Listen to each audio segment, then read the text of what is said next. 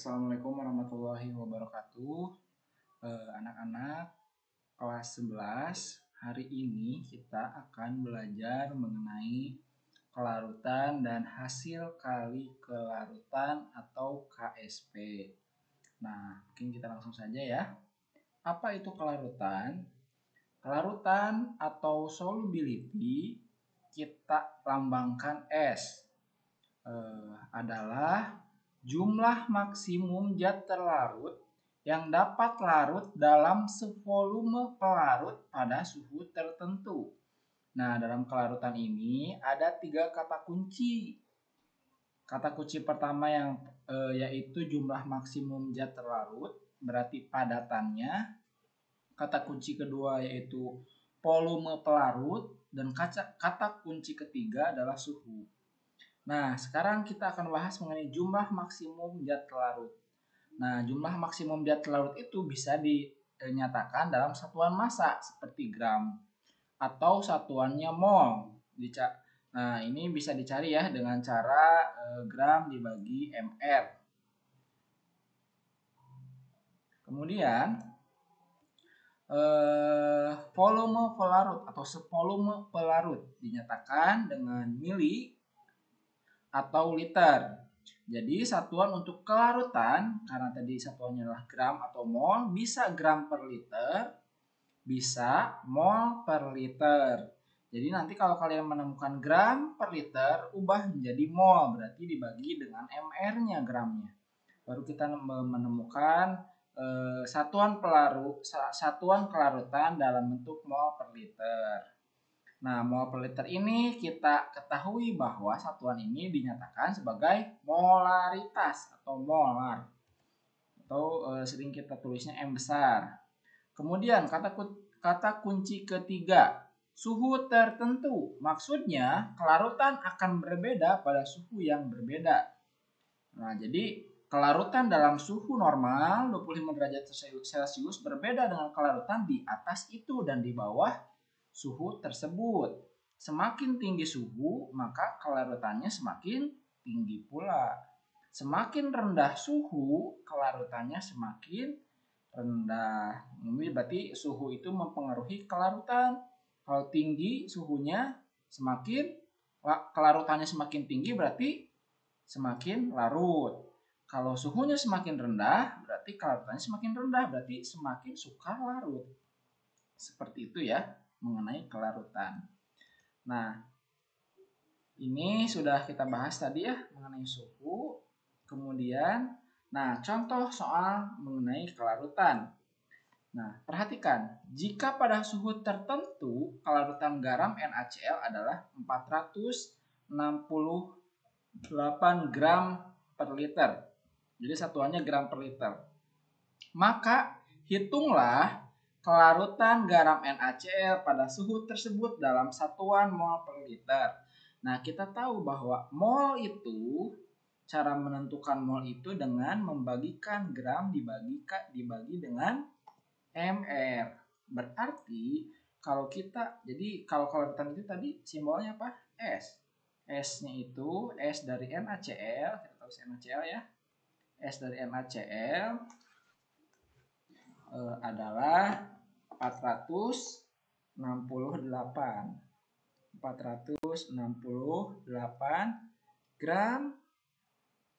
gram per liter. Nah, sekarang kita ubah menjadi mol per liter. Ini ubah menjadi mol per liter. Berarti kita harus mencari molnya dulu. Mol itu simbolnya N kan ya. Cara mencari mol berarti mol NaCl gimana caranya? Massa dibagi mr. Berarti kita cari mr dulu. Mr dari NaCl. Nah, di sini berarti ArNa-nya ada 23. ArCl-nya 35,5. Berarti 23 ditambahkan 35,5. Berapa?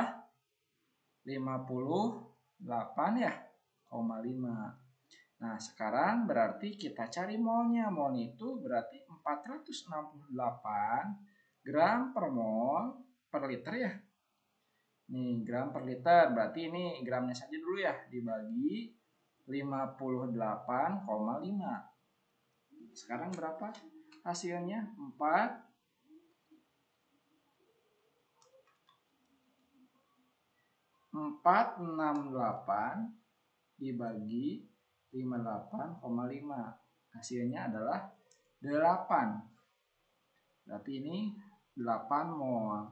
Nah, jadi kalau kita menuliskan dalam satuan mol per liter, berarti 468 gram per liter itu akan sama dengan 8 mol per liter. Jadi kelarutan NaCl kalau kita menggunakan satuan mol per liter itu sebesar 8. Gitu ya. Kita lanjut ke tingkat kejenuhan larutan. Jadi larutan itu punya tingkat kejenuhannya. Kita tahu kalau kita menuangkan gula atau melarutkan gula ke dalam air, suatu saat pasti ada gula yang sukar larut. Mengapa hal tersebut bisa terjadi? Nah, karena emang gula itu memiliki tingkat kejenuhannya. Nah, sekarang kita ambil contoh ya. Bapak punya padatan sebanyak 3 gram. Dilarutkan ke air. Airnya sebanyak 100 mili, suhu airnya 25 derajat. Jadi suhunya harus diketahui.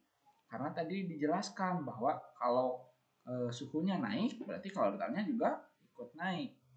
Nah, sekarang pelarutnya air 100 mili dengan suhu 25 derajat Celcius.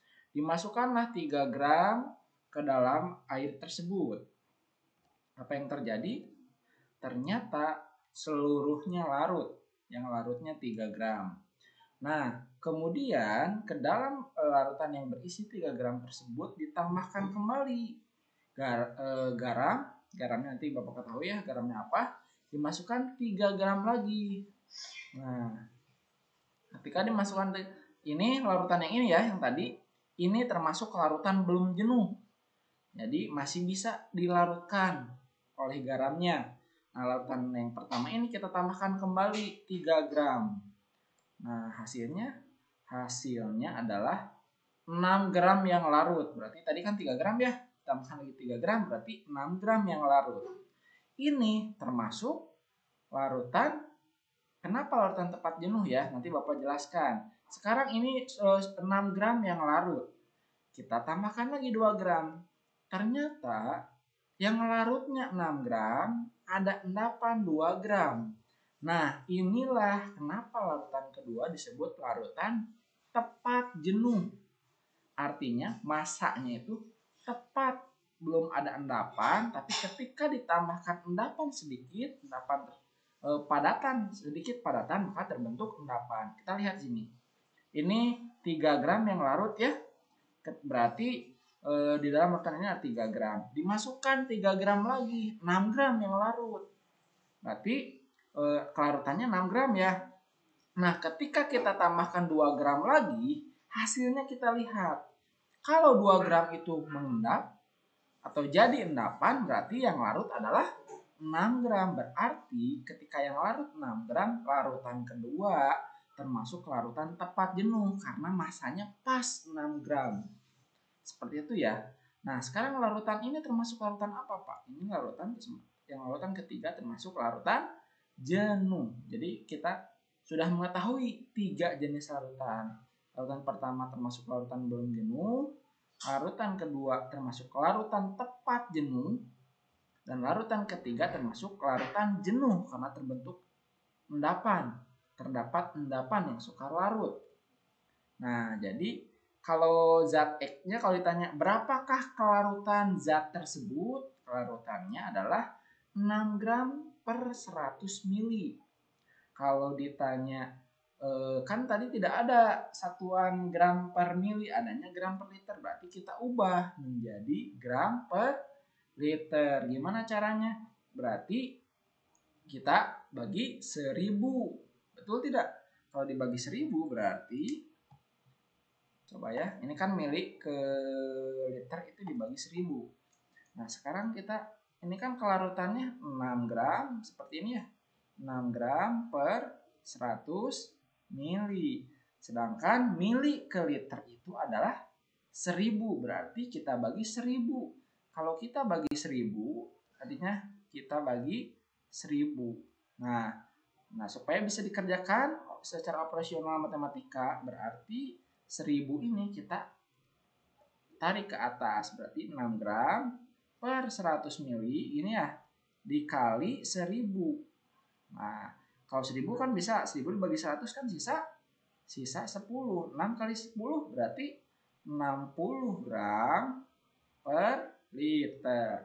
Nah, makanya ini satuannya itu 60 gram per liter. Nah, inilah 3 larutan tingkat kejenuhan ya. Ini termasuk larutan belum jenuh, belum mencapai tepat masanya. Masanya kelarutannya belum mencapai kelarutannya. Kalau sudah melewati kelarutannya berarti dia termasuk larutan jenuh. Kemudian, nah masih ada. Yang tadi kan 6 gram ya. 6 gram yang larut. Nah, 6 gram yang larut terdapat 2 gram yang menjadi endapan. Nah, ini termasuk larutan jenuh ya, yang tadi larutan ketiga.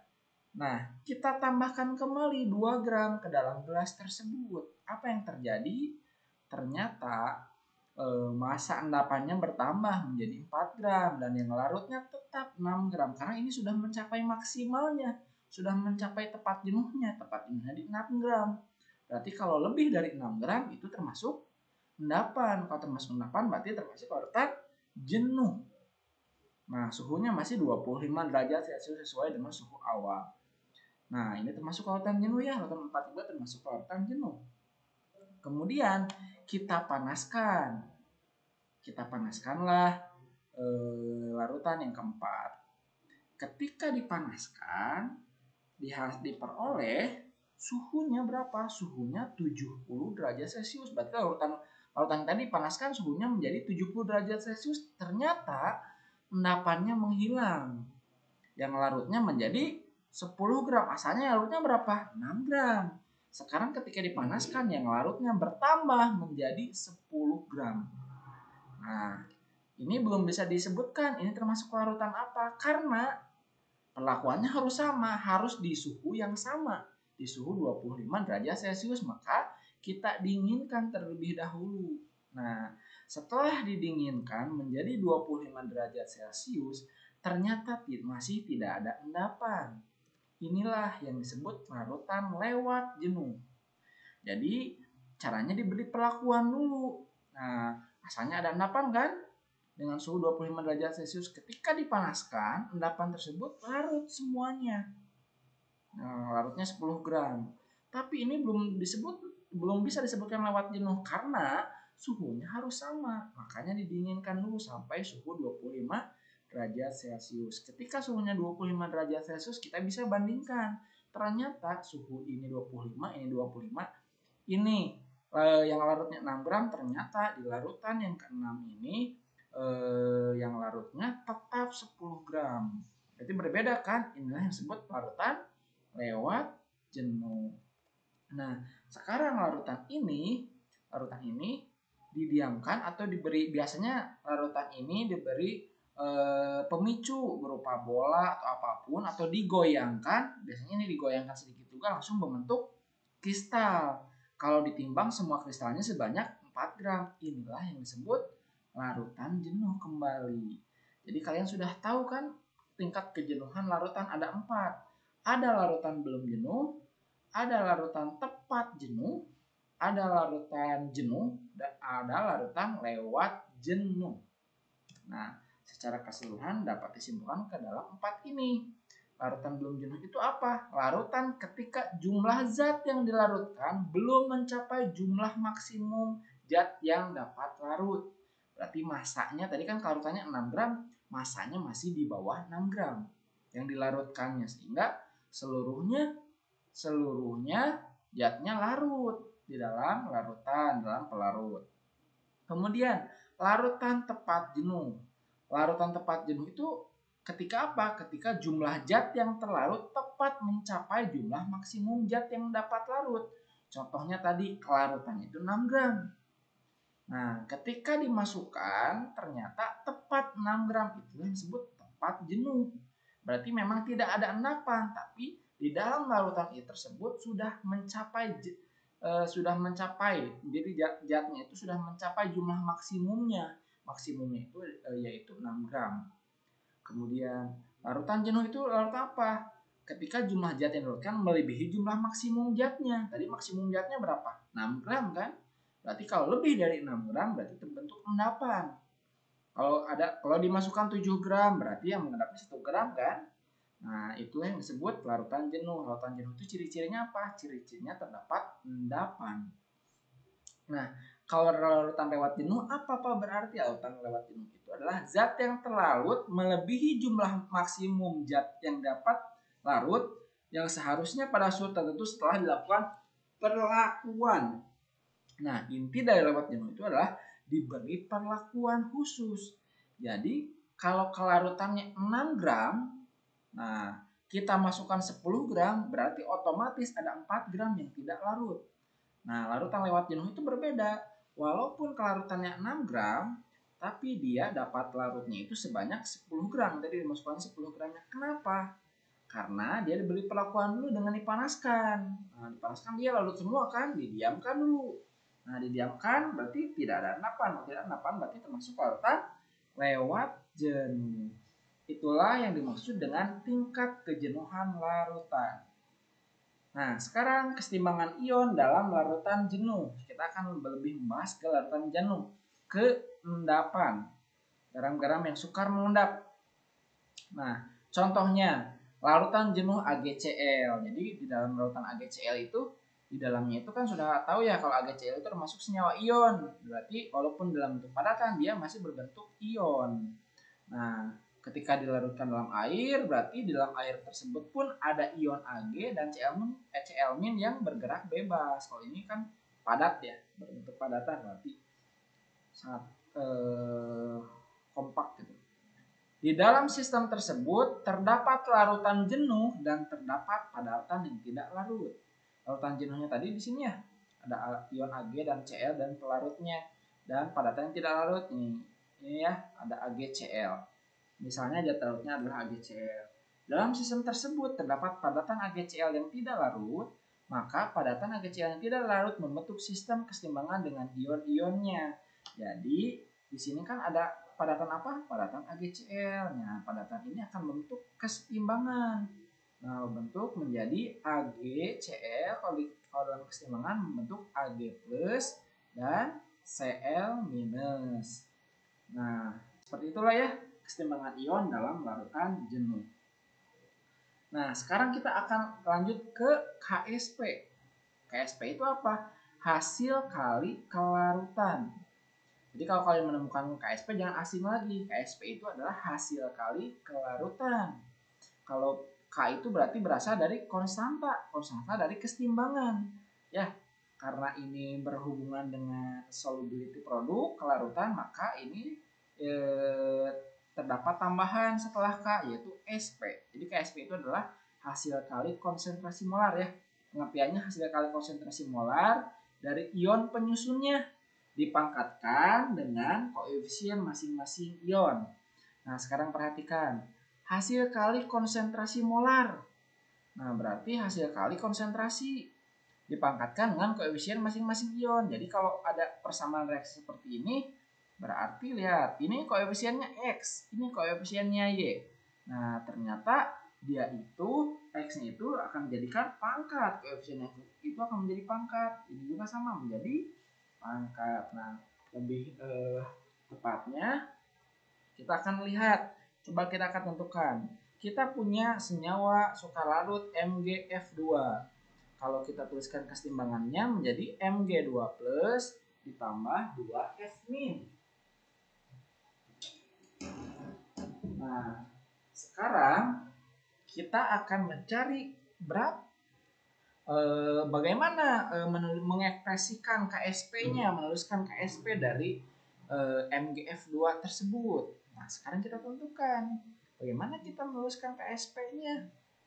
Nah, kalau ini berarti MgF2. Kita tuliskan berarti ini terdiri dari kelarutan, S kelarutan ya. Ini S, berarti ini S. Nah, sekarang kalau ini S ya. Ini S, kalau ini S berarti ini S. Ini berapa S? Ada 2, berarti 2 S. Betul tidak? Di sini S. Ini kan koefisiennya 1 berarti 1S. Ini koefisiennya 2 berarti 2S. Nah, KSP itu adalah kelarutannya, kelarutan dipangkatkan dengan koefisien. Berarti kalau KSP itu merupakan Mg gini ya, Mg dan 2F min, berarti di sini S dikali begitu kan? Sekarang S pangkat berapa? S itu berarti pangkat koefisien. Kalau ini dianggap Mg2 plus, berarti koefisien Mg2 plus adalah 1. Nah, dikali 2F min, berarti 2S. 2S gini ya, 2S. Berapa F? Koefisiennya 2, pangkat 2. Jadi KSP-nya itu berapa kali kelarutan? S dikali 2 pangkat 2, 4. S pangkat 2, S pangkat 2. Jadi KSP-nya itu adalah 4 S pangkat 3. 4 kali kelarutan dipangkatkan 3. Seperti inilah mengekspresikan dari KSP. KSP-nya ya. Nah, kita lanjut. Nah, ini adalah data tabel KSP atau hasil kali kelarutannya. Nah, di sini ada ion AgCl, KSP-nya, kemudian ada MgOH, nilai KSP-nya juga ada. Nah, sekarang kita hubungkan. Apa hubungan kelarutan dengan hasil kali kelarutan? Nah, sekarang kita cari hubungannya. Nah, diketahui KSP PBI sama dengan 6,5 kali 10 pangkat min 9. Maka besar kelarutan PBI 2 adalah. Nah, sekarang berarti apa yang harus kita lakukan? Yang kita lakukan pertama kali adalah membuat persamaan reaksi kesetimbangan dari PBI 2. PBI 2 kesetimbangan kan, gini ya. Nah, berarti ini terdiri dari PB dan I. Nah, berarti tulis dulu sama kalian PB dengan I. Cara menentukan ionnya gimana, Pak? Silangkan. Nah, silangkan. Ini silangkan, ini silangkan. PB, nah berarti PB jumlahnya berapa? 1 kan ya? I jumlahnya berapa? 2. Silangkan. PB muatannya berarti 2. 2 plus. I muatannya berarti 1 min. Nah, seperti ini. Setelah seperti ini, maaf ya, ini menyilangkan PB muatannya 2 disilangkan dengan jumlah dari I tadi itu. 2 berarti 2 plus. I kan PB jumlah 1 berarti dia muatan dari I. Nah, I-nya min. Nah, kemudian kita setarakan. PB di sebelah kiri jumlahnya seberapa? 1. Sebelah kanan jumlahnya berapa? PB 2 plus jumlahnya 1. Ini muatan, bukan jumlah. Berarti di sini PB 1, di sini juga 1, sudah setara. Sekarang I. I di sini berapa jumlahnya? 2. I di sini jumlahnya 1, berarti kita kali 2. Nah, seperti inilah persamaan reaksinya. Nah, sekarang kita maka besar kelarutan dari PBI 2 berapa? Nah, kalau sudah seperti ini berarti kita bisa mencari kelarutannya. Caranya di sini berarti kalau ini S, berarti ini juga S. Ini berapa S? 2S. Nah, seperti yang tadi. Carinya KSP dari PBI 2 seperti ini ya. Berarti S dikali 2S. Nah, koefisien itu berarti sebagai pangkatnya. S ini pangkatnya berapa? 1. Berarti itu kan koefisiennya 1. Ini pangkatnya berapa? Pangkatnya 2. Nah, seperti ini ya.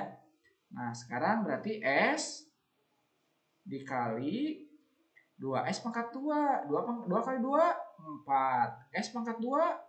S pangkat 2. Berarti ini adalah nilainya itu 4S pangkat 3. Seperti itulah. Ini belum selesai. Berarti kita KSP PBI 2 itu adalah 4S pangkat 3.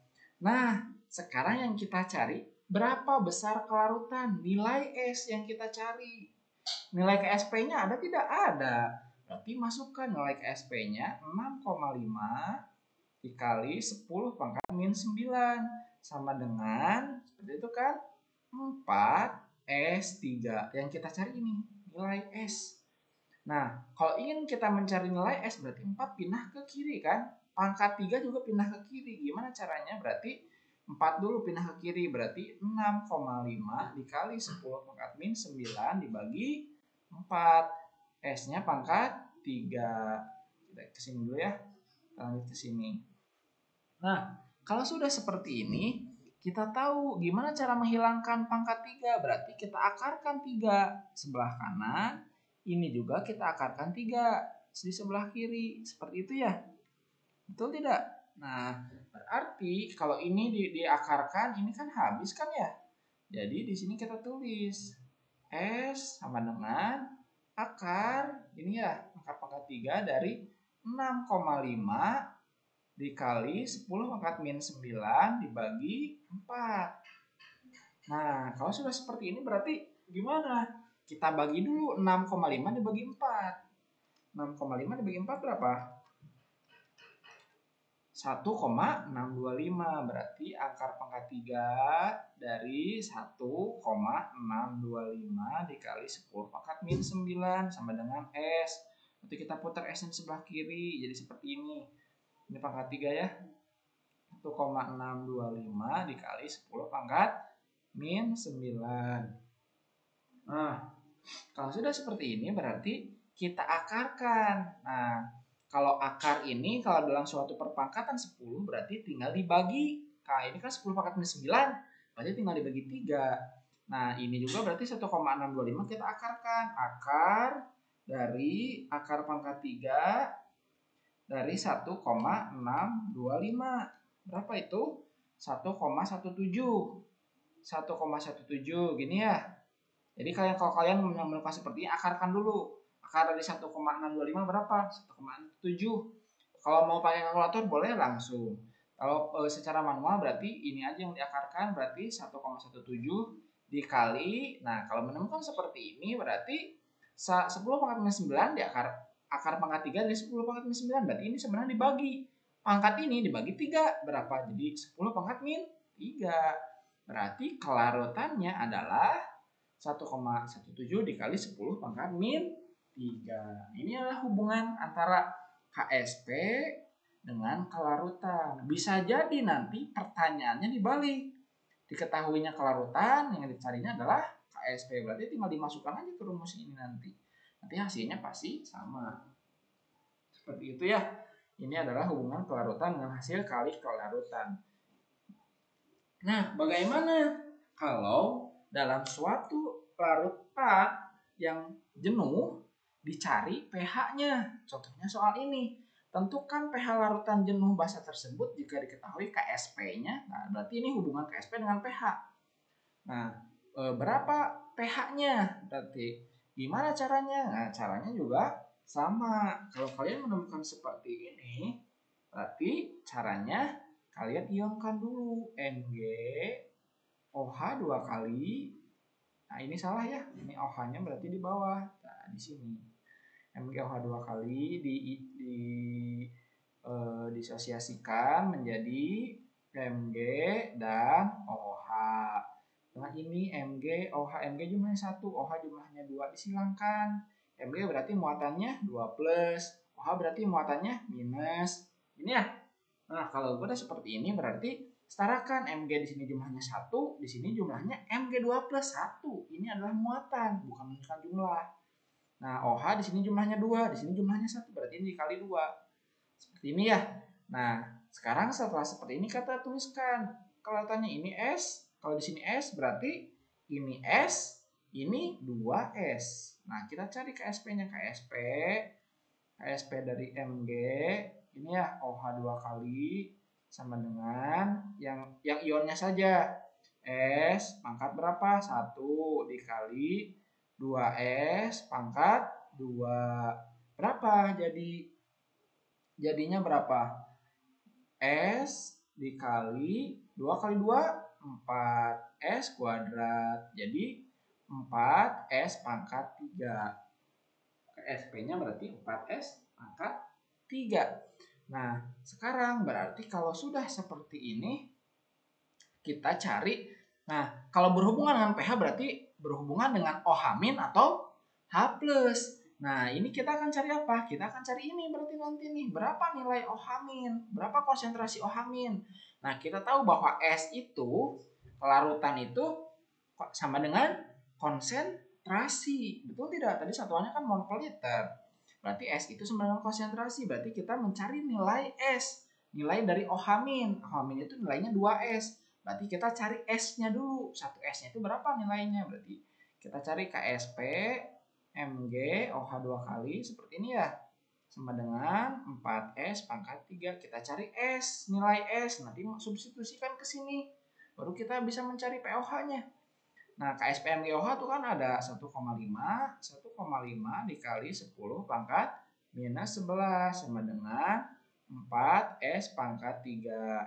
Nah, kita cari nilai S. Kalau cara mencari nilai S berarti 4 pindah ke kiri. Tadi kan udah diajarkan ya, 1,5 dikali 10 pangkat minus 11 ini per 4.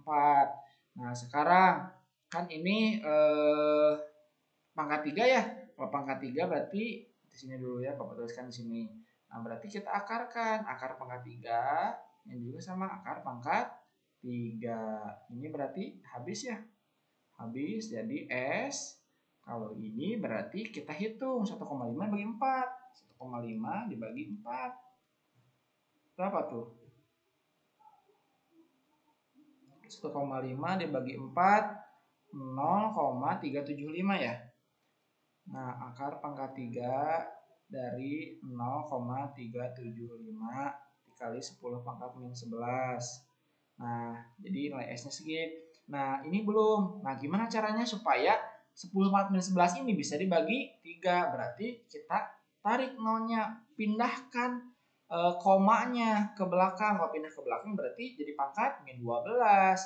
Nah, jadi ini pindah ke belakang jadi 3,75 kali 10 pangkat min 12 sama dengan S. Nah, kita cari ini di sini ya. Kita lanjutkan ke sini. Kita lanjutkan ke sini ya. Kita lanjutkan ke sini. Berarti nilai S-nya itu berapa? S sama dengan gini ya. S sama dengan akar pangkat 3 dari 3,75. Nanti kalian pakai kalkulator aja berapa nilainya. Nilainya itu adalah 1,5.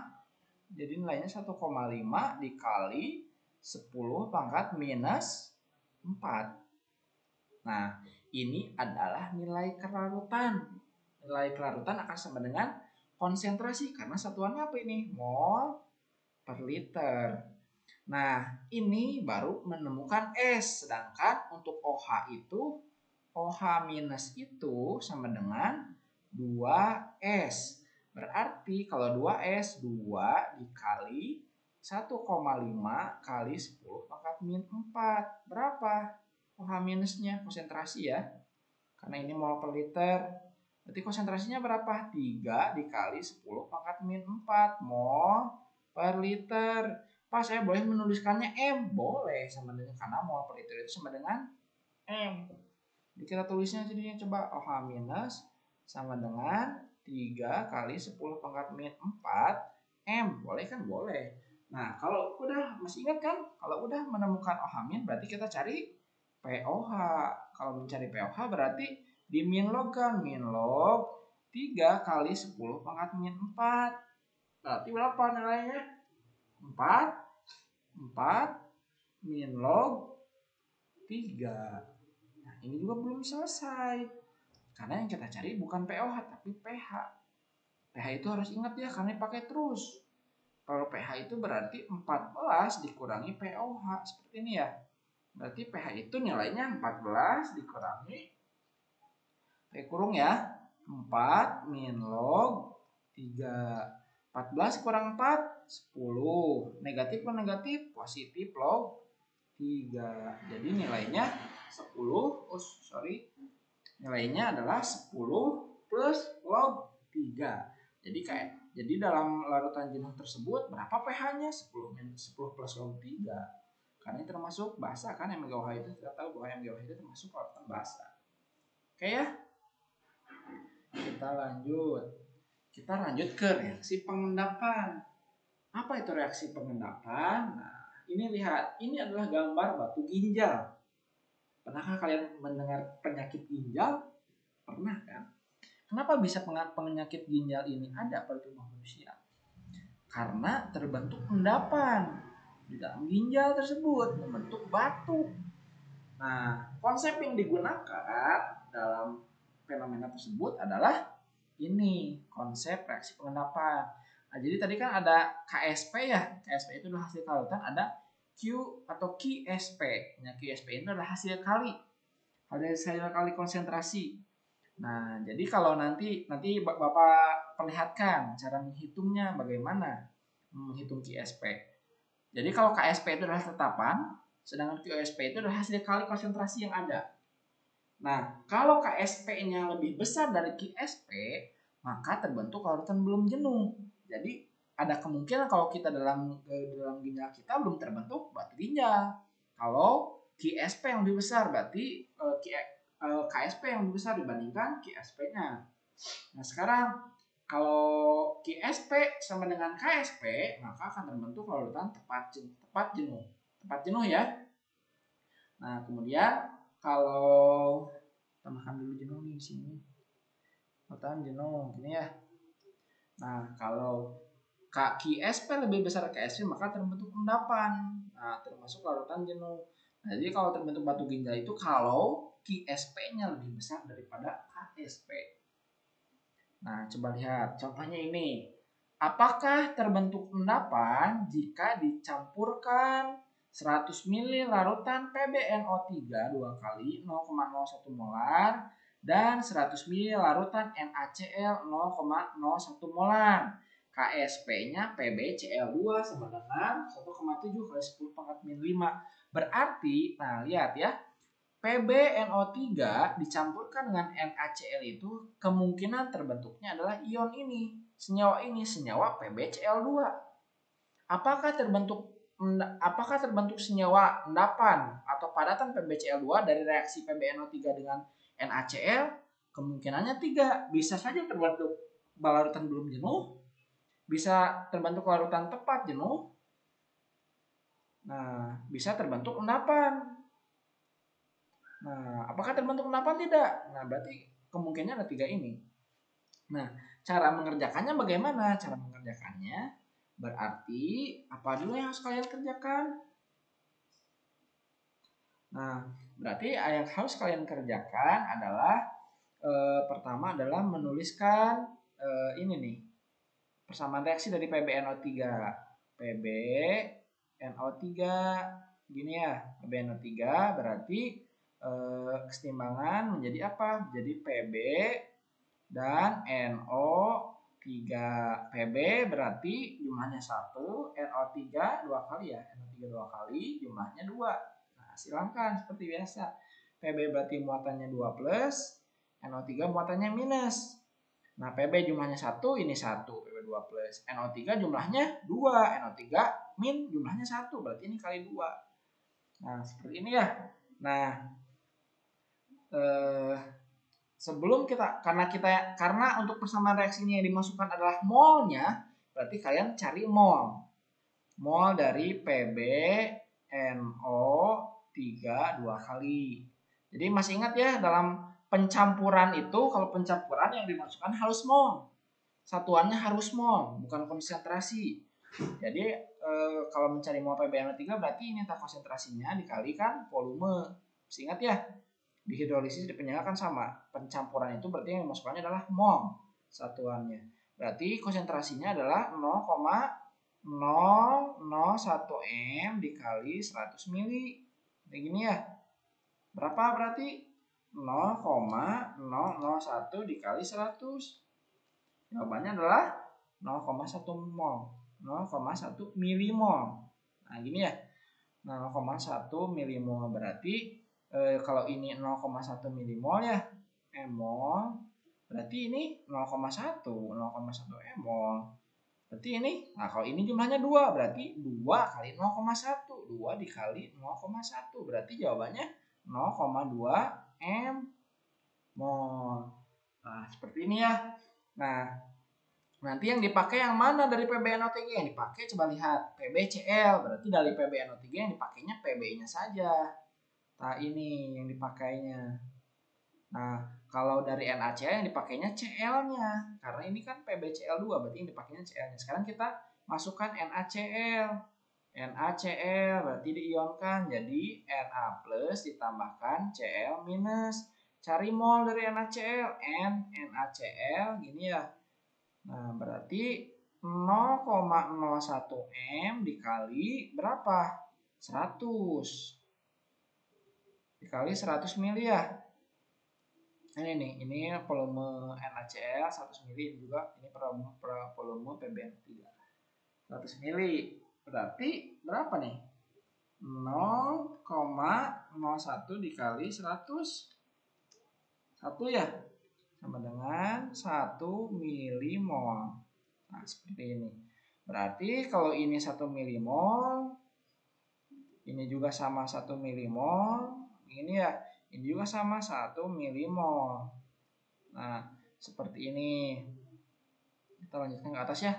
Nah, 1 milimol. Kalau sudah seperti ini, kita tulis persamaan reaksi yang jadi kesetimbangannya yang menjadi endapan, kemungkinan jadi endapannya yaitu PB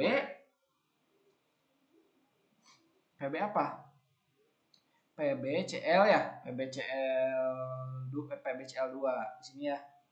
PBCl2 ya keseimbangan menjadi PB2 plus ditambah Cl minus. Ini PB jumlahnya 1, Cl jumlahnya 2, silangkan. PB berarti 2 plus, Cl muatannya minus. Kita setarakan PB jumlahnya 1, di sini 1. Cl di sini jumlahnya 2, di sini ada 1, berarti ini dikali 2. Nah, seperti itu ya. Nah, karena yang dimasukkan ke sini, dimasukkan ke sini adalah jadi QSP itu, QSP sama dengan, nah ini merupakan perkalian dari konsentrasi, berarti konsentrasi dari PB2 plus, ini ya, dikali dengan konsentrasi Cl minus pangkat 2, ini ya. Nah, berarti kita harus cari dulu, ini kan yang ketahui molnya kan ya, ini mol, ini mol, berarti kita cari konsentrasinya, konsentrasi dari PB2 plus. Nah, begini, masih ingat kan mencari konsentrasi dari volume campuran? Berarti mol dibagi volume total. Nah, volume total, molnya berapa? Molnya itu 0,1 milimol. Dibagi volume total, 100 tambah 100, 200 mili, berapa? Berarti 0,1 dibagi 200. Nah, berarti 5 kali 10 pangkat min 4 ya. 5 dikali 10 pangkat min 4. Nah, sekarang Cl sekarang kita Cl minus. N sama N dibagi volume total. Berarti 1 milimol dibagi 200 mili. Nah, kalau ini berarti 5 kali 10 pangkat min 3. Nanti kalian coba hitung aja sendiri ya. Ini satuannya M, ini satuannya M. Nah, tinggal dimasukkan ke sini. QSP sama dengan, dimasukkan PB berapa nilainya? 5 kali 10 pangkat min 4. Ini ya. Dikali Cl minus itu adalah 5 dikali 10 pangkat min 3. Dipangkatkan 2. Nah, sekarang kita hitung. 5 dikali 10 pangkat min 4 dikali 5 kali 5, 25. Ini ya. Dikali 10 pangkat min 3 dipangkatkan 2, berarti 10 pangkat min 6. Nah, kalau sudah seperti ini 25 dikali 5, 125. Yang pangkat dengan pangkat 10 pangkat min 4 dikali 10 pangkat min 6, berarti tambahkan kan? Jadi 10 pangkat min 10. Berarti nilai QSP-nya, nah ini QSP ya. Nah, nilai QSP-nya adalah 125 kali 10 pangkat min 10. Nah, sekarang kita bandingkan. Bandingkan antara QSP dengan KSP. Dengan KSP mana coba lihat. Ini KSP-nya tuh. KSP-nya 1,7 kali 10 pangkat min 5. bandingkan dengan 125 kali 10 pangkat min 10. Lebih besar mana? Kalau nilai perpangkatan itu cari nilai yang paling kecil, itu adalah kalau nilai paling besar itu pangkatnya yang paling kecil. Nah, ini berarti nilainya besar dibandingkan ini. Berarti mana yang lebih besar? Yang lebih besar adalah KSP. Nah, kalau KSP lebih besar kita cari. Nah, ini berarti termasuk larutan belum jenuh. Apakah ada endapan tidak di larutan belum jenuh? Tadi di contoh yang tadi, larutan belum jenuh itu tidak ada endapan. Di larutan belum jenuh itu tidak ada endapan. Kalau ada endapan itu kalau di larutan jenuh. Berarti kalau KSP-nya lebih besar dari KSP. Nah, inilah cara menghitung di reaksi pengendapan. Kemudian, nah ini subbab terakhir, pengaruh ion senama. Jadi kalau kita punya di dalam larutan ini nih, misalkan Bapak punya larutan AgCl, berarti di dalam larutan tersebut ada apa? Ada ion AgCl kan, dan ada padatan AgCl. Jadi kalau Bapak tuliskan persamaan reaksinya, nah seperti ini ya, AgCl. Nah persamaan reaksinya berarti Ag plus ditambahkan Cl minus. Nah berarti persamaan reaksinya seperti ini, reaksi keseimbangannya. Nah pengaruh ion senama itu apa Pak? Jadi kalau ke dalam larutan tersebut ditambahkan ion yang senamanya. Contohnya ini di sini ada ion apa? Ada ion Ag plus dan ion Cl minus. Jadi ke dalam larutan tersebut ya, ditambahkan NaCl. NaCl ada ion apa? Ada ion Cl. Nah, ada ion Cl minus. Nah, berarti ke sini kan? Nah, kalau dalam larutan AgNO3 ada ion apa yang mempengaruhinya? Ion Ag plus. Nah, berarti. Nah, dalam reaksi keseimbangan masih ingat tidak? Kalau kita tambahkan reaksinya, di sini tambahkan, reaksinya bergeser kemana? Reaksi akan bergeser ke posisi yang kebalikan dari yang tambahkan. Kalau ini tambahkan berarti bergesernya ke arah kiri atau ke arah terbentuknya ion AgCl. Artinya ketika ditambahkan Cl minus semakin banyak endapan. Nah, gitu ya. Jadi kalau kita tambahkan NaCl karena ada Cl minusnya berarti endapannya semakin banyak. Nah, sekarang kita tambahkan Ag, endapan juga semakin banyak. Gitu ya. Jadi kalau kita tambahkan ke zat yang ditambahkan berarti keseimbangannya bergeser ke arah yang berlawanan. Kalau kita tambahkan AgCl gesernya ke kanan, berarti ke arah pembentukan Ag plus dan Cl min. Tapi kalau ditambahkannya ion Ag plus atau ion Cl min berarti bergesernya ke arah pembentukan AgCl. Artinya apa kalau ini? Artinya jika ke dalam sistem keseimbangan ditambahkan ion senama, kelarutan tersebut berkurang. Ciri-ciri kelarutan berkurang apa? Terbentuknya endapan. Jadi kalau kelarutannya kecil berarti suka larut. Kelarutannya besar berarti sangat mudah larut. Nah ini berarti ke dalam keseimbangan tadi hasilnya apa? Kita tambahkan ion senama, endapan kan? Kalau menghasilkan endapan berarti kelarutan tersebut berkurang. Nah kita beri contoh. Contoh pengaruh ion senama. Diketahui KSP AgCl dalam suhu 25 derajat Celcius adalah 1,8 kali 10 pangkat minus 10. Nah, tentukan kelarutan AgCl dalam air. Nah, tentukan kelarutan AgCl dalam air. Gimana caranya? Nah, seperti biasa, berarti ionkan dulu AgCl, keseimbangan menjadi Ag plus dan Cl minus. Kalau ini S berarti ini S juga, ini S juga karena pangkatnya kan sama. Karena pH-nya sama. Nah, sekarang nyari kelarutan dari KSP, berarti KSP AgCl. Ini yang pertama ya, yang A. Ini yang A. KSP AgCl sama dengan ini kan S dikali S sama dengan S kuadrat. KSP-nya berapa? 1,8 dikali 10 pangkat min 10 sama dengan S kuadrat. Jadi S-nya berapa? S-nya berarti tinggal diakarkan 2 aja. Akarkan 2 dari 1,8 kali 10 pangkat min 10. Nah gini coba. Akar pangkat 2 dari 1,8 berapa? 1,34. 1,34. Nah ini akar pangkat 2 dari 10 pangkat min 10 berarti tinggal dibagikan aja. 10 pangkat min 10 dibagi 2. Berarti 10 pangkat min 5. Sama dengan, nah inilah kelarutannya. Nah, ini kelarutan dalam air. Nah, sekarang kita cari kelarutan dalam NaCl. Nah, kalau kelarutan dalam NaCl, berarti apa yang kita lakukan? Sama, kita lakukan itu, tulis dulu persamaan reaksi dari AgCl-nya. AgCl gini ya. AgCl berarti menghasilkan Ag plus dan Cl minus.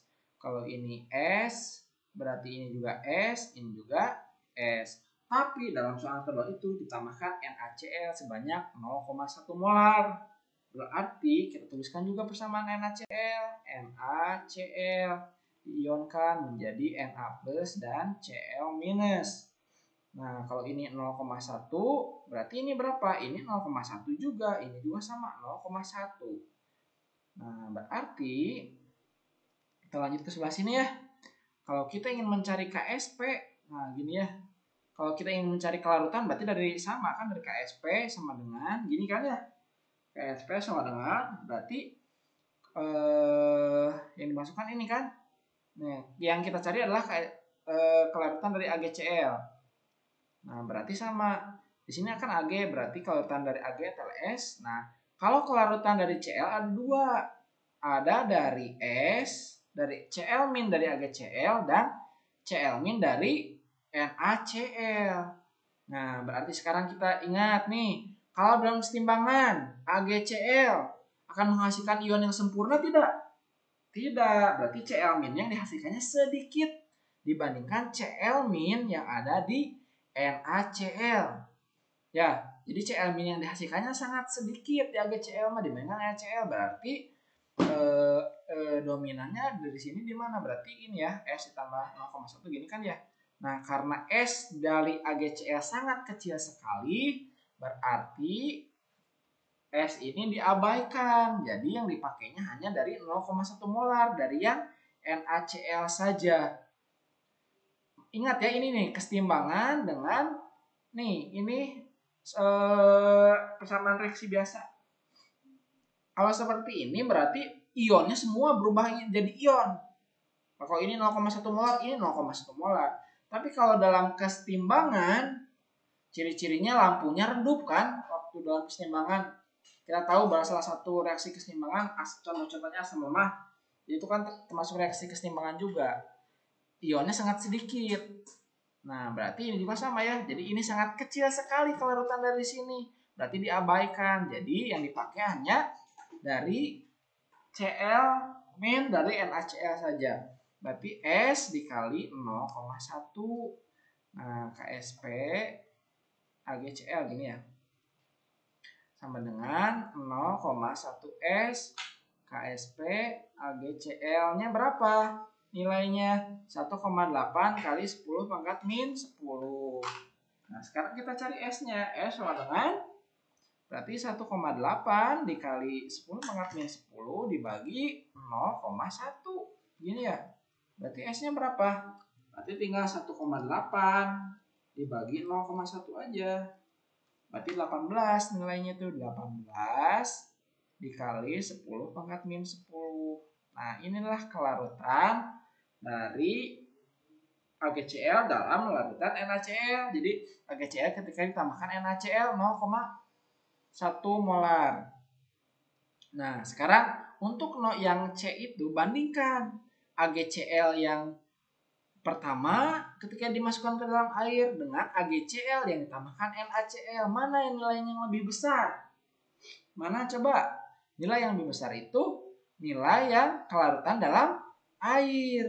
Berarti kelarutan mana yang paling kecil? Kelarutan AgCl. Kan pertanyaan yang C itu kelarutan AgCl dalam NaCl yang paling kecil.